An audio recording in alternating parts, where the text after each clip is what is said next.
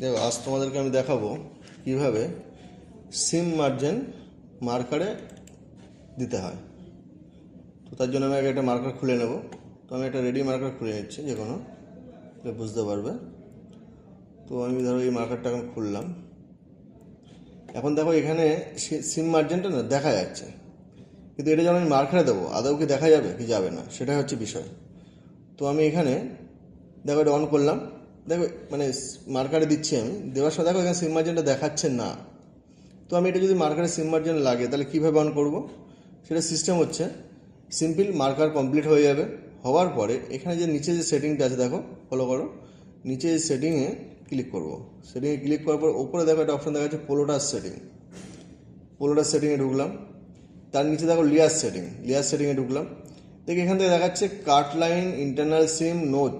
তো আমি এই যে কাট লাইন, যেটা কাট ইন্টারনাল সিম লাইন, এটা দেখো 4 করা আছে। তো আমি এটাকে 4টাকে 0 করে দেবো।